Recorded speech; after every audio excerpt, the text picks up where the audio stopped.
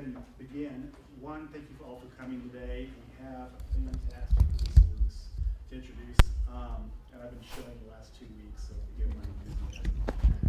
We do have a 60-day trial with ProQuest Congressional available on the library's website. If you go into the A to Z databases, of course it's listed alphabetically. The link has also been provided in this month's issue of the Library Review, which you all should receive. Again, Priscilla McIntosh with ProQuest will be demonstrating how to use these databases for policy research in healthcare, mental health, including mental health, especially my colleagues in the history department. If you're an Americanist, this should be a useful resource for you and your students. Anyone dealing with law, public policy, and so on should be able to find it useful as well.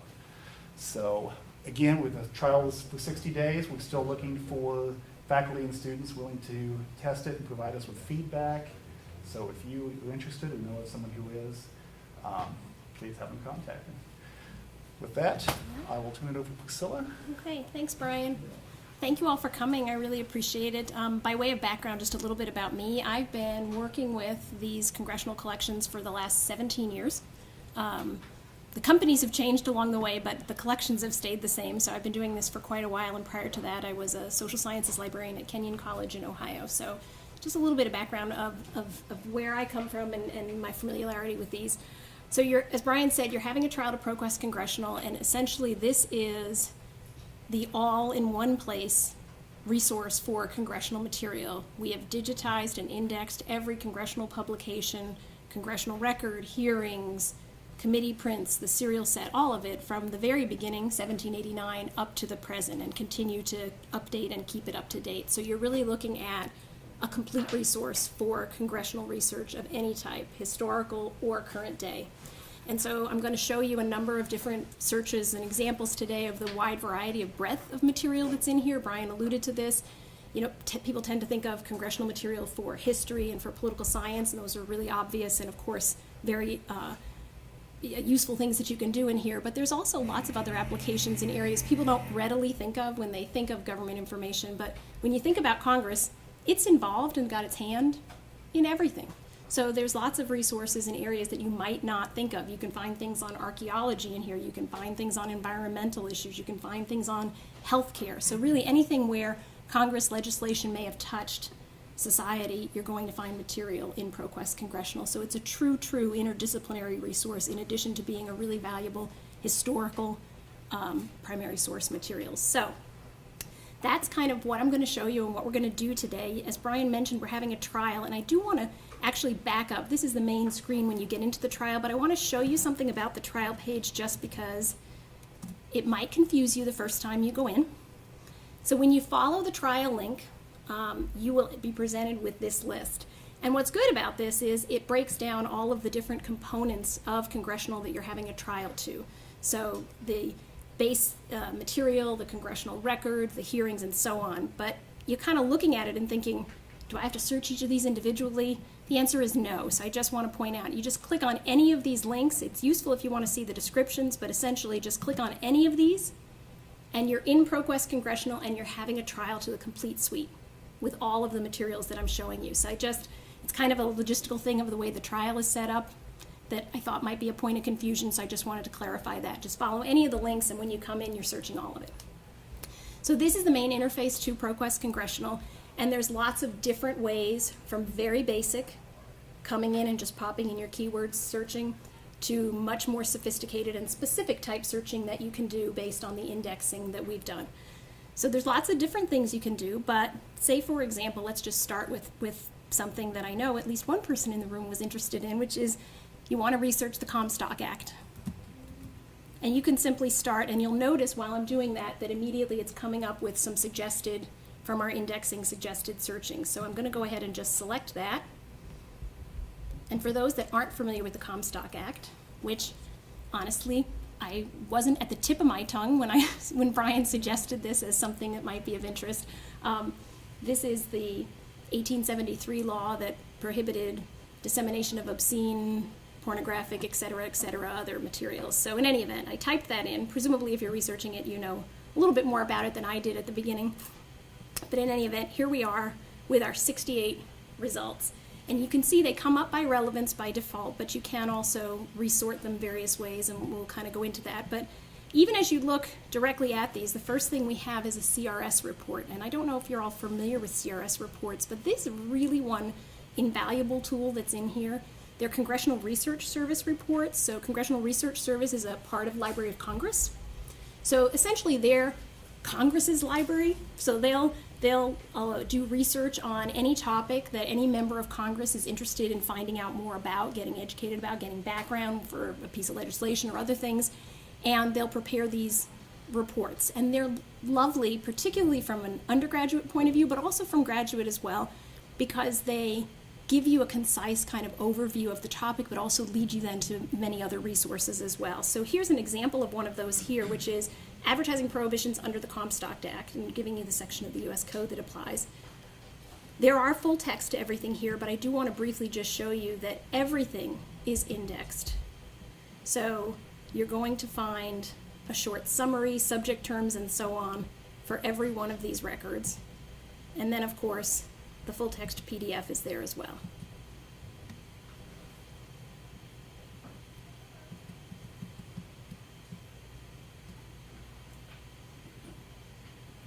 This is the moment when you can remind students that there were typewriters before there were computers, and that things kind of got tilted sometimes, and if you're me and you were in college, you had to use the correct ribbon to like type your term papers and try to get the footnotes at the bottom of the page, which was always a challenge because then you had to start over. Yeah. Things have improved. Technology has improved life tremendously. Every time I look at one of these old documents, I see that. So here's actually, it's giving you right off the bat the section which I sort of inadequately described a moment ago of the act itself. And then a history. And you see what I'm talking about these CRS reports? They're really, because they've done some of the research, they're leading you into a good introduction to this and to other resources. What are some of the court cases that have interpreted this? And citations to those as well.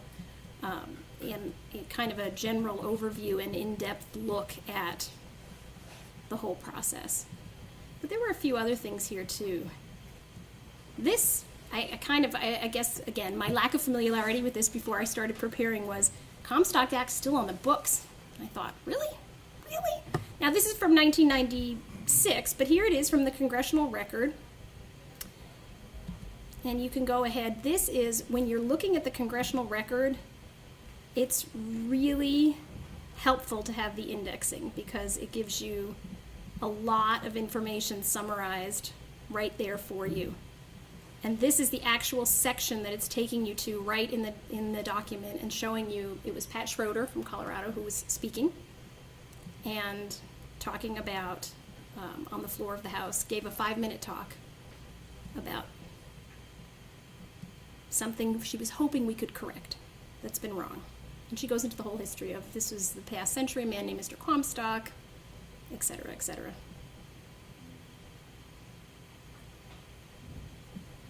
So you get the verbatim material from the Congressional Record, you get background research from things like the CRS reports, so there's an awful lot of material that's in here. You can do a lot of things with the interface as well that are really interesting. And one of them is, let's do this. Let me go ahead and change this actually. Let me see if you want to see the oldest first.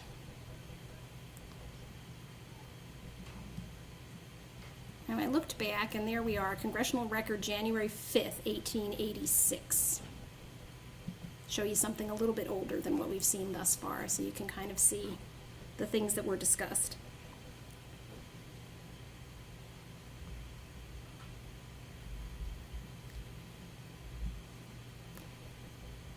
When you're looking at and this is where the indexing comes into play in the Congressional Record, each day's edition of the record is a whole document, so you can imagine on a typical day the amount of things that are said on the floor of Congress. So that's a document, is the day's Congressional Record. So the indexing is really helpful because within that you go in and you see all the members that spoke that day are listed here, and it's all collapsed And then you can get to the section where it automatically just opens the section here where Comstock Act was mentioned. So it's saving you in terms of time savings of looking through indexes and going to pages and so on, having the electronic access and being able to go immediately to open up that section where they're talking about that. And even better, the link to that specific page of that day is right there next to it. So this was actually in 87? Citizens of Massachusetts had signed a petition trying to get the Comstock Act repealed, and their congressperson had introduced it on the floor. And so when you click on that, it'll immediately take you to the page. So those people in Massachusetts were not amused by this in the first place, which I thought was kind of interesting. And this is, of course, also where you're very grateful, if you're me, that you have the little magnification. God bless Adobe. So that you can actually see the section we're talking about. And there he is, Mr. Collins. John Storer Cobb. Where'd he go? There he is. John Storer Cobb and 165 other citizens of Massachusetts wanted to have the Comstock Act repealed, right off the bat. It took a lot longer than that. They were not successful at that moment.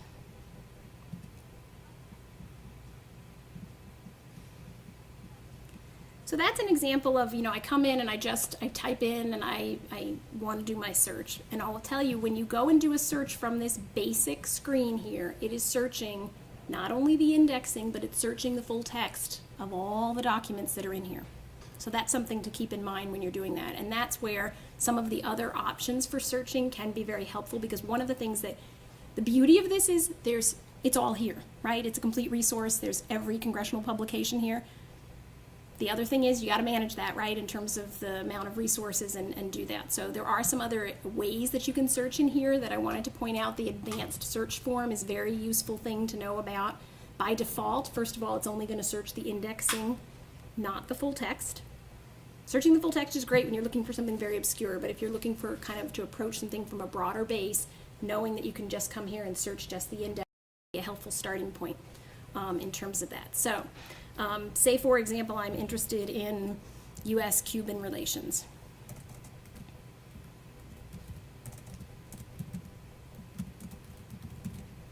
Well, I'm just going to go ahead and type it in and see what happens. I want to kind of look at this broadly.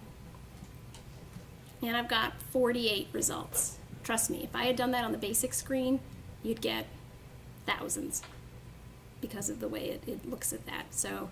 Much more focused, though, many more things that are dealing specifically with the topic, as you can see from these very first ones that are here. But say I want to narrow this now. I've got my 48. I'm looking at these. I've got some interesting things here, actually. If you're looking at things, one of them is a chronology from the Department of State on events that happened around the Cuban, around the years surrounding the Cuban Missile Crisis, 1957 to 1963. But say I'm interested in the embargo.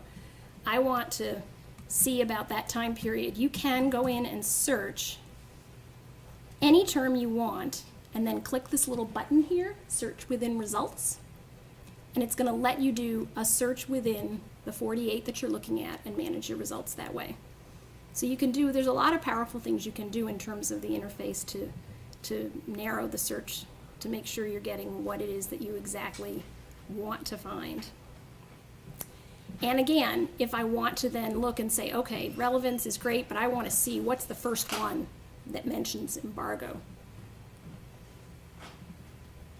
And you can see we start getting some things from the Congressional Record from 1959, but then we have here the Congressional Record September 24th, 1962. That timing is right about right.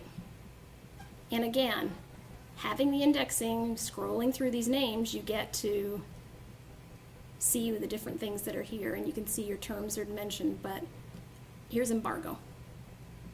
And it's Senator Proxmire, and he actually read into the record that day the text of the embargo proclamation from Kennedy. So that's right here in your search. So you can click on this and actually see that.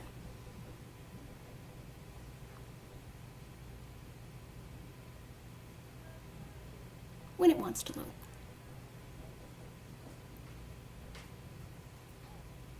PDFs are large. Some of them take time.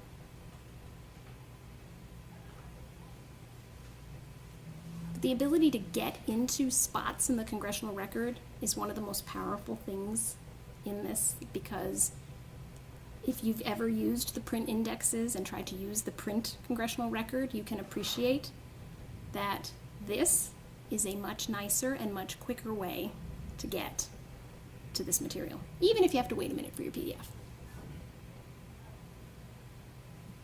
Come on, you can do it.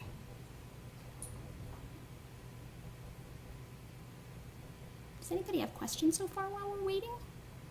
I should have mentioned that. Feel free to interrupt me.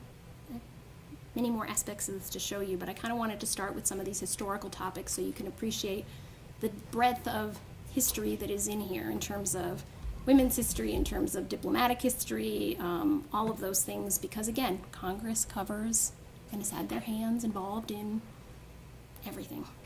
All right, are we gonna see the proclamation or not?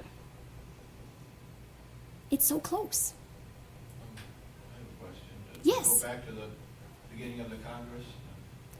It does. So the congressional record goes back, and actually the predecessors, the Congressional Globe and the Annals, all of that is in here full text. So it starts from 1789. Serial set, again, starts from the American State Papers and goes forward. So it is complete from the first published hearing, congressional hearing was in 1824. And again, our coverage goes back to that. Congressional Committee prints first started being published in 1830, and again, our coverage goes back. So, Like Continental Congress? not Continental Congress. Nope. No. So here we are. It finally got there, and there's a lot of discussion, but you actually get to. I don't know if I've made it big enough for you to. There we go. That's probably a little better. And there it is, a proclamation by the President of the United States of America declaring the embargo.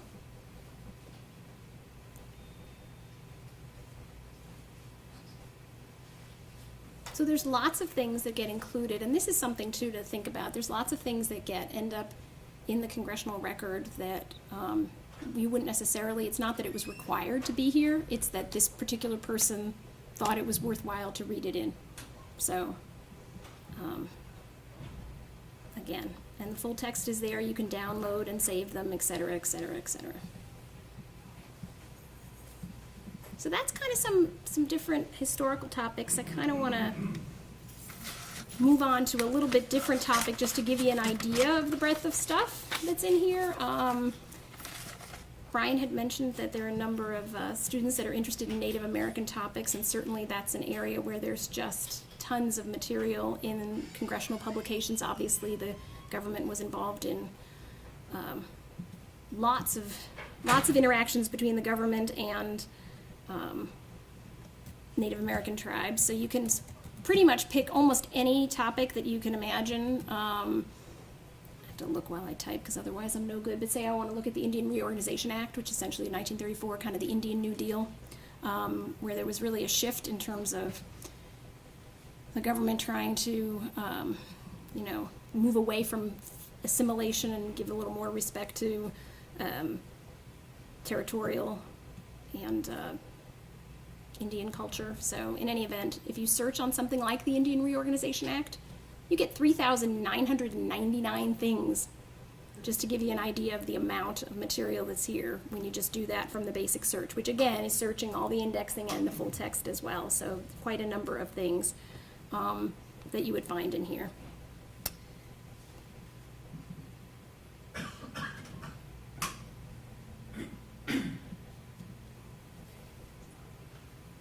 And there are a lot of different materials. One of the kinds of materials that I have not mentioned here that I did want to point out with respect to this are the executive department publications, because we call this ProQuest Congressional, but it's important to know that in addition to every congressional publication, truly record and hearings and these things we've been talking about, there is also a collection of publications from the various departments and agencies of the U.S. government, so things like the State Department, the Interior Department, the War Department, all of those materials we're also digitizing and including here. That's one of the areas that's still growing. So what we have currently is from 1789 to 1939. So that's what's in the trial that you have now.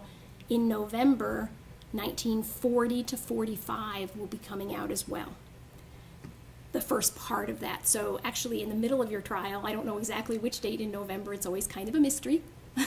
But at some date in November, you will see materials from 40 to 45 will also begin to appear if you're searching in here on those publications. But it's a whole other area of materials and really, really difficult to locate otherwise in particular. So, and you can do that when you're searching in here. I haven't really pointed out all the various ways you can kind of filter your results, but you'll notice here on the left you can limit things by date. You can also limit by document type. So if I'm just interested in focusing on hearings or the congressional record, or in this instance, say the executive branch documents, I can do that, and that will limit my display to just those materials.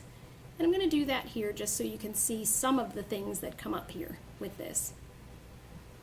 And again, this agency source will appear over here. So this is from the Department of Interior, the Office of Indian Affairs, and that's where quite a few of these are coming from. And this was actually sort of interesting to me. Various tribes passed resolutions affirming faith in the Indian Reorganization Act. So there was some positive feeling there as well at the time.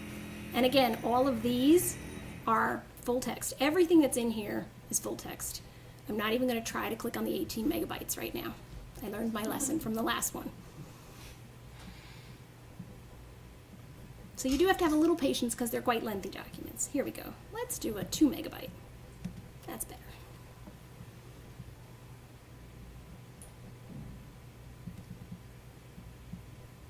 Indians at work. A woman of Santa Clara.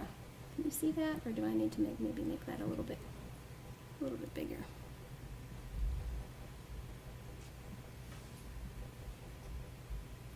So this was a publication, a regular publication, apparently, and this particular issue. Question. Yes.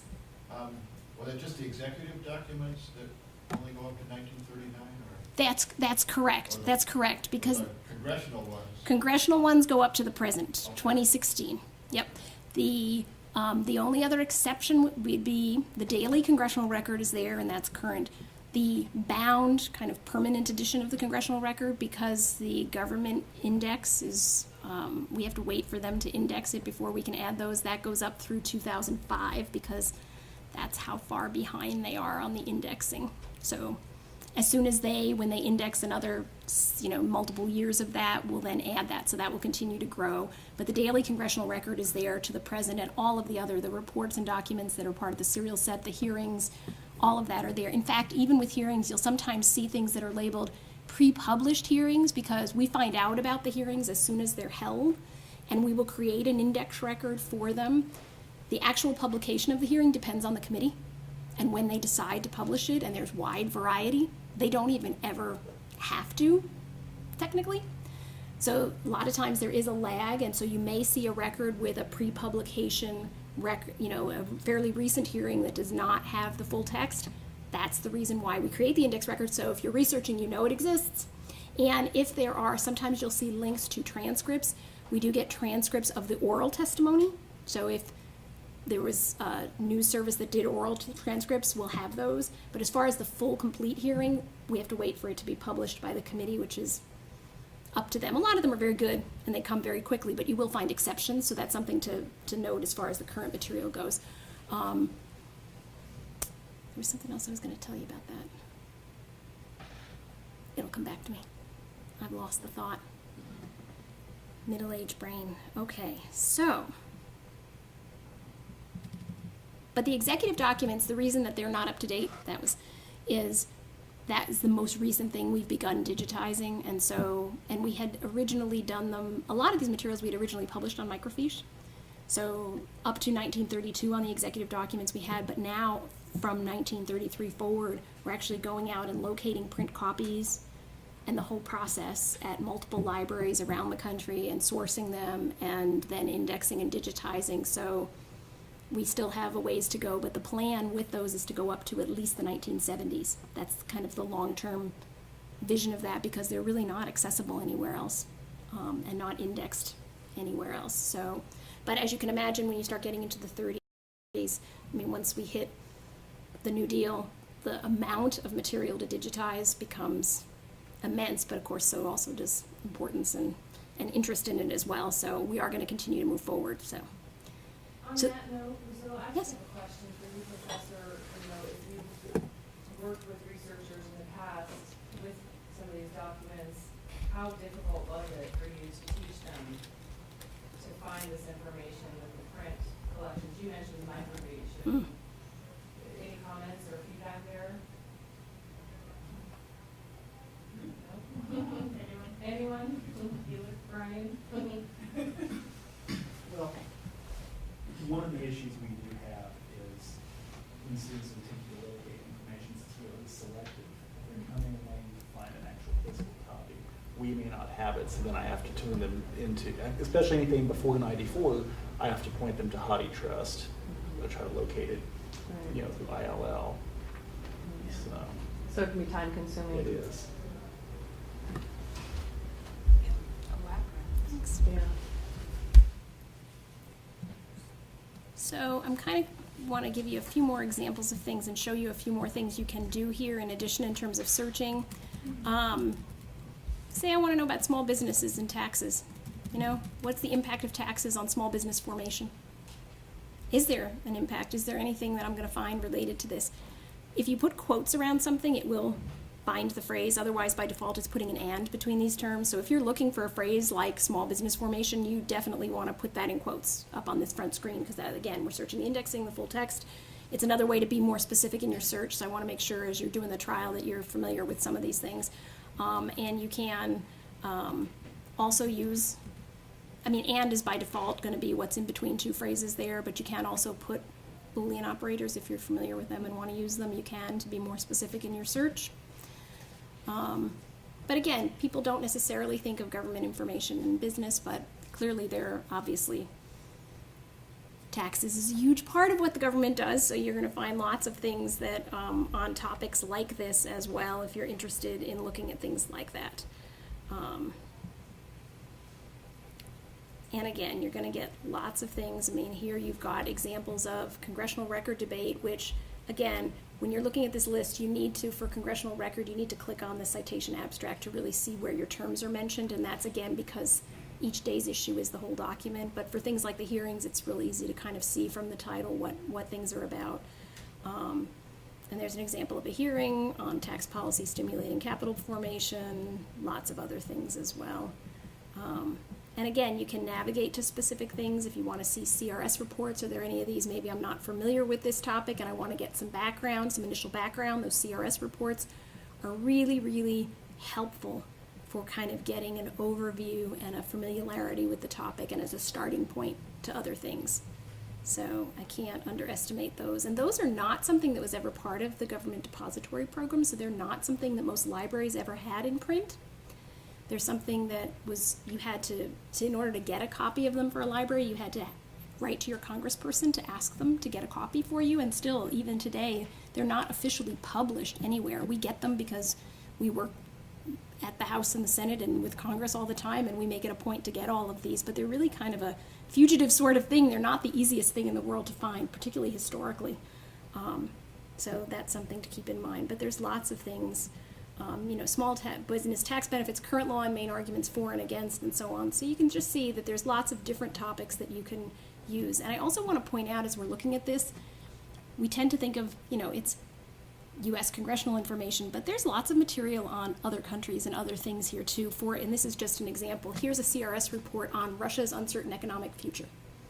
Because somebody in Congress wanted to have background on this for whatever reason, legislation they're looking at. So there are certainly lots of things that are in here that deal with topics outside the U.S. and not even just U.S. and Cuban like we were doing in relations between two countries, but strictly on that other area. So you'll find lots of historical things there as well. Can I ask a finicky search question? You certainly can. So, If I searched for small business formation and taxes as you searched for it, Mhm. I originally got 292 results. Okay, But I noticed that when I searched for just small business formation, and then within that search, using the search within results, I search for taxes, I get more results. I get 354 results, even though above the search box it still says my search terms are small business formation and taxes. What is it doing when it's searching within the results that is different from when you originally put both of the terms in? yeah, I'm trying to make sure I followed your plot. I'm gonna go back and actually do what you did. So you did this and got the 375, and then you did Taxes within the results. this. And I'm getting more results doing that than I got with small business formation and taxes, even though it's claiming that it's the same search. So I'm just curious what Yeah. it's doing. That is a very interesting question.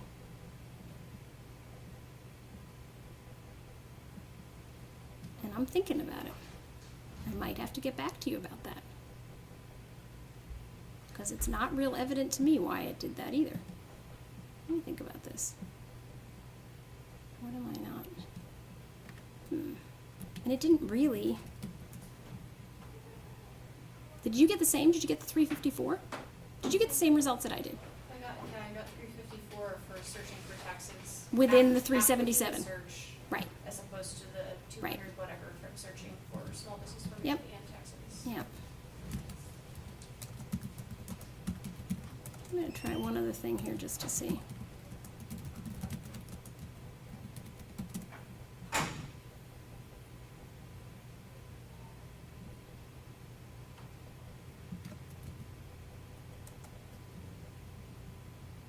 I'm gonna have to get back to you. I don't know the answer to that because they should be the same based on that. So that's an interesting question. And if I can make sure to get, well, I can let Brian know. You'll be able to convey this answer too. Yeah, it should be the same. All right. Onward. There are other things you can do here. There are compiled legislative histories for laws where every document related to the law is put together for you. So these are the legislative histories that are here. These start in 1969. So if you're interested in looking at legislation dealing with healthcare issues and so on, there's a whole tracking of laws that you can do. And that's with this search by number. So all of these, this was under, there's basic search, there was advanced, there's search by number. So the search by number is kind of a place where you can go to do a bunch of things. I've got a known citation to something. I've come across a public law number or a bill number, or I've got a bibliographic citation to a SUDOC number or a House report number or a hearing number. Any known citation you can come in here and search by, or the legislative citation. So say, for example, I'm interested in the Mental Health First Aid Act. I'm going to go ahead and I've found my bill number and I want to search and say, okay, what am I going to find about that? And this is a pending piece of legislation. So that's where our bill tracking and bill profiling. So essentially we compile legislative histories for laws after they're passed and connect you to all of the materials there. But we also index and track pending legislation. So if I'm interested in what's happening in Congress today with this law or this piece of legislation, you can search on the bill number or the topic. I mean, if you searched on mental health, you'd find it that way as well. But if you know the bill number, this is a very specific way to get yourself in directly to that. And I point to you this, there's obviously you get a number of different full text documents, but these bill profiles are the one to go to if you're really looking at tracking a legislation, because essentially it's a bill history. You know, legislative history is for things compiled after they've been passed, but the bill profile is really doing the same process for you with things that are currently pending. So, here is our bill profile for the Mental Health First Aid Act, and I'm going to show you the various things that are in here. Obviously, you have a little bit of a summary and the digest from the Congressional Research Service as to what this bill is all about. amending the Public Health Service Act to require the Substance Abuse Mental Health Service Administration to et cetera, et cetera, et cetera. But then you have all of these tabs here that show you all of the other activity. So you can look at the actions that have happened for that bill, co-sponsors that may have been added, all of that for multiple sessions. You can see that it covers across 2015, goes back in reverse chronological order. Committees that have been involved, sponsors, who's involved and what party they are, related publications, anything that's been connected to this at this point. So if there's been a report issued by one of the committees, you're able to see that. And then the bill text, the text of the actual bill, so you can convey that. And it's all of the different versions of it. So you've got the bill as it was introduced, the bill as it was reported, the bill as it was engrossed, and all of those are available there full text too. So if you're wanting to compare the language as it's evolved and look at how is this piece of legislation moving along and what's included and what's not included, you can do that. So you can legislatively track, and by the way, also it will give you related news stories pertaining, which especially when you're doing some of these current things, but I didn't point this out when we were doing the historical stuff, but it's there during the historical stuff too. It will connect you to any newspapers, ProQuest resources that have newspaper articles dealing with that topic on the right-hand side there. So that's something that you can do. So that's one thing in terms of current legislation, but you can also select like a legislative history to just search. So here I am on the advanced search screen, and I've got, here's all my types of material, and I can actually just say I only want to search legislative histories, or maybe if I wanted, I only wanted to search congressional records. So you can pick and choose. I've been doing these searches that are searching across the whole breadth of the material, but you can right from the beginning search just a particular set of material here by just deselecting that select all and picking the ones you want to search. Well, I don't know, let's take a look here and see. Maybe I want to see legislative history for Obamacare. And so I type in Obamacare, and you'll notice it works because our indexers have indexed Obamacare, which is helpful from a student perspective. You know, they're not necessarily maybe going to know that it's the Patient Protection and Affordable Care Act. So we do put popular names and other things in the indexing to make sure that people are able to retrieve these things. And so here is the legislative history for the Patient Protection and Affordable Care Act. And I probably couldn't have picked one that is larger than this, but it's a good example because it shows you all of the material that goes into the work that goes into compiling these, which are done by our indexers to create these. So here it is. I can link to the bill. I can link to the public law, the actual public law version.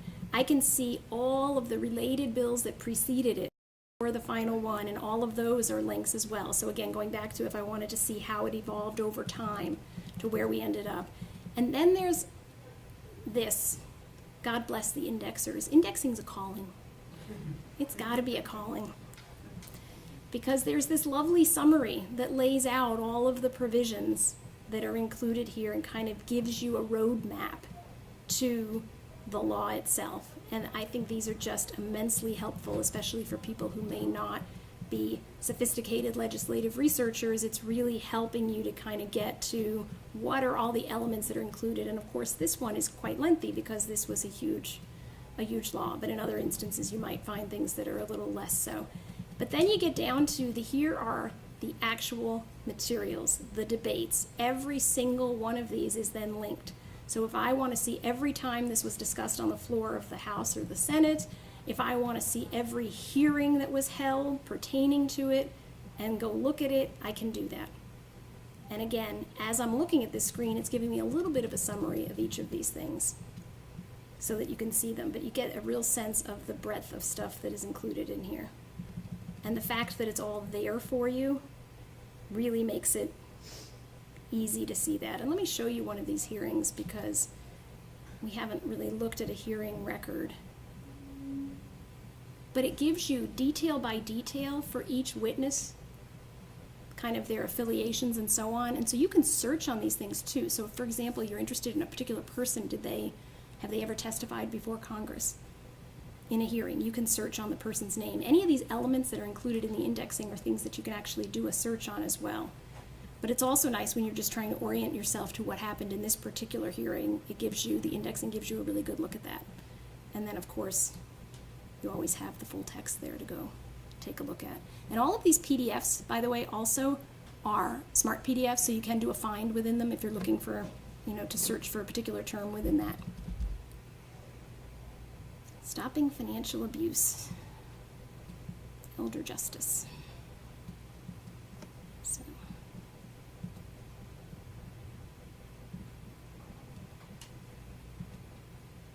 So there's lots of things in terms of the main things to bear in mind here. You can do these basic searches. You can go to the advanced search and do tons of different things there in terms of I want to search this kind of material or that, or I want to just search everything at once.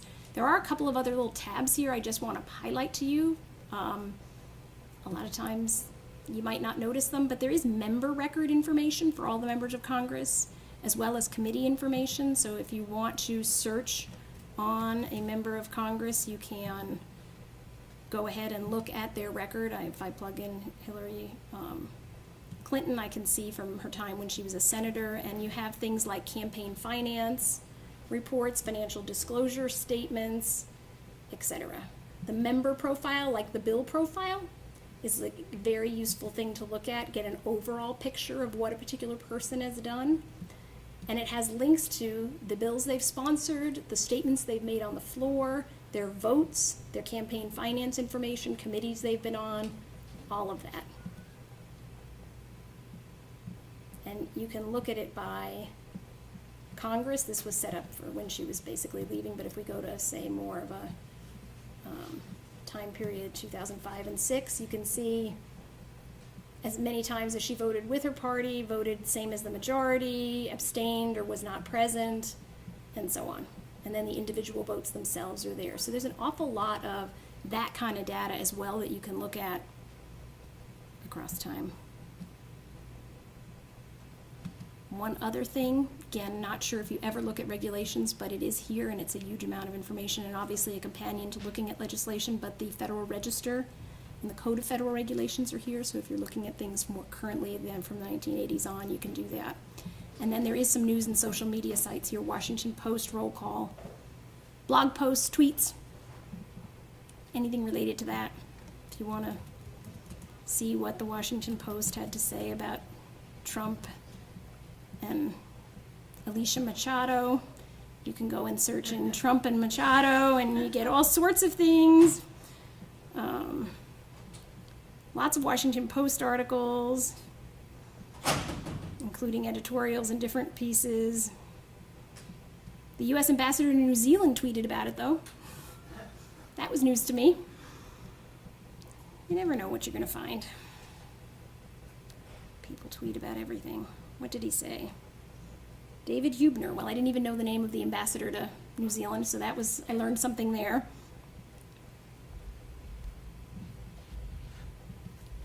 Not much to tweets. But interesting that they're capturing them and that they're there archivally as you go forward. So, do you have questions about anything I've shown thus far or anything you want to try as a search? I mean, obviously you have the trial access till December 1st, so you have plenty of time, but yeah. The newspapers, the Washington Post, are there any others? The newspapers that are included in this interface are the Washington Post, Roll Call, and CQ's political transcripts. They're right there. So it's a subset, and the reason they're focused on that is it's really, they're trying to pick sources. Roll Call is obviously a large, that's what they do, follow Congress, and Washington Post, because it's inherently in the place. They're picking things that directly relate, tend to have lots of stories dealing with congressional activity.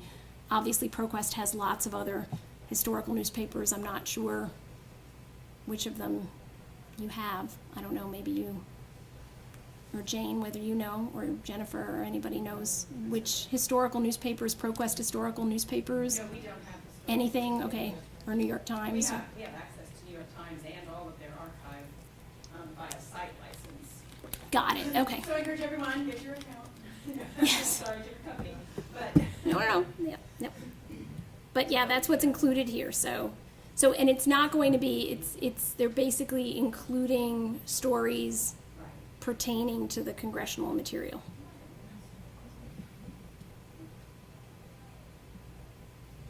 But you can search it here, obviously.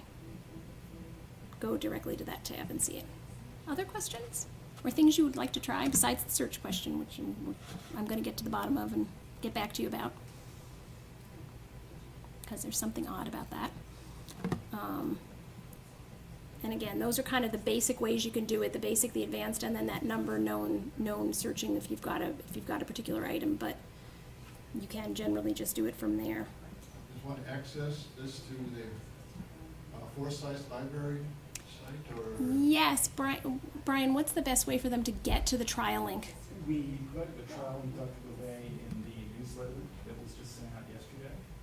And then if you go to the Forsyth Library homepage and click on articles and databases, there's a list, there's an alphabetical list, and this is under ProQuest Congressional. Under ProQuest.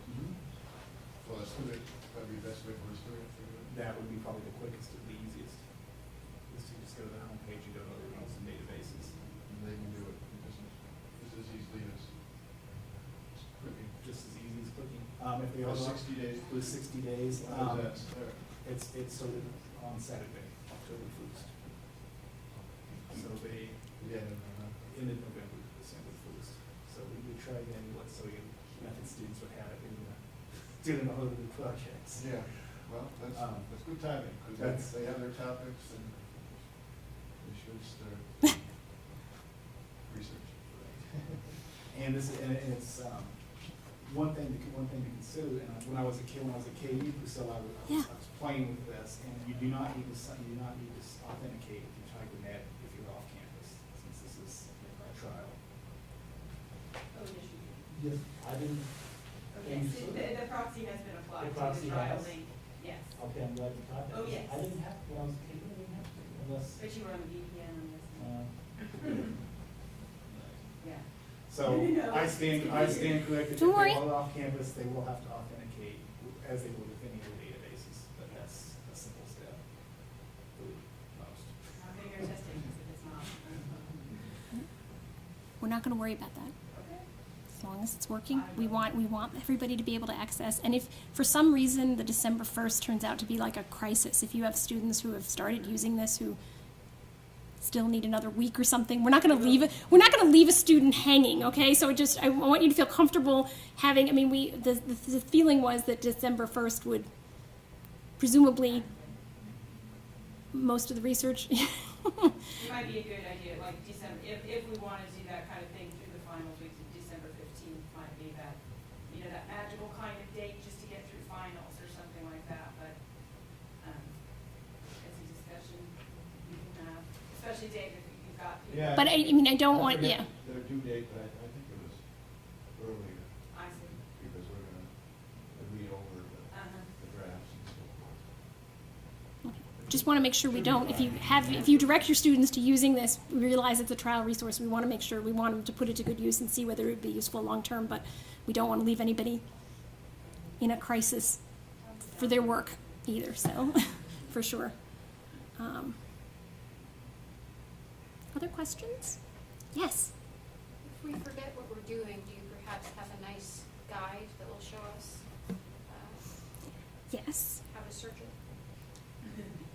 This link, Search Tips, will explain essentially the content coverage. It links to our LibGuide for Congressional. There is a very lovely ProQuest Congressional LibGuide, but does explain kind of some of the things that I was explaining about the connectors. I didn't show all of this. I mean, some of these things are just not, they're useful if you want to know about them, but they're not necessary to be able to search, but you can do very specific things. I mean, there's even you can say, I want it to be in all caps and put in parentheses your term, so you can do some really kind of powerful things. The one time, I mean, where that comes in handy if you're searching on AIDS, for example, and you don't want every instance of the word aid to foreign countries or what have you, sometimes being able to say all caps AIDS is actually a really useful search tool. So all of those are under the search tip area there as well. And then the LibGuide will give you lots of more detail on the content itself that's included in here as well. So, but I'm trying to think, does that answer your question? Was it in terms of the how-tos of the searching, or is it more of the content, or both? Both. Both, okay. This little description here gives you some idea of they obviously have pulled the major pieces of content there as well. Also, if you go to the advanced search form, you really get, one of the good things about this is it gives you a really good look at what all is included, because they're all listed on the side to allow you to search just part of them or all of them. And each of these has a little information button next to it that will connect you to more in the help that explains what it is. So you can navigate, and this is a useful thing too in terms of if you're having students, pointing students to learning about what this content is. There are nice descriptions of it. They've put quite a bit into the help to make it accessible. Like, for example, here's all the steps in a legislative history, from, you know, an enacted bill and all the other types of materials that would be included. So there's a lot that is in the help, which again is linked to from the various different sources through here. So hopefully that helps. Other questions? I think we've reached the end of we're very close to the end of our hour. But certainly if you come upon questions as you're going through, Brian knows how to find me, and I'd be glad to answer them, and I will definitely convey back. I'm going to investigate the search result issue, and we'll get back to you about that. But as you're moving along and using this, or your students are using it, and questions come up, please let him know, and if he can't answer them, he'll get in touch with me so I can get you an answer you need. But otherwise, thanks for coming to take a look, and I hope you enjoy the trial. And I'd like to just point out that we've also created some posters here, one of which we hung back here, but I think Jennifer's going to hang them across campus. And we really appreciate you making sure to let other faculty and students know about this resource, because our goal is to really make sure students find this resource useful, and we're here to help. I'm also with ProQuest, so always see business cards if you have any questions about anything else. Feel free to let us know. yes. And if I may, Jane, we will have a video of this presentation up on our YouTube channel. It's probably by Andy's crossing his fingers, hopefully. And of course, I'll send out the link to your respective Yes. programs as well if you have colleagues who could make it. So. Yes, and I have some of my cards here too. If you would like to get in touch with me directly, you're welcome to as well. But otherwise, thank you. Appreciate you taking the time.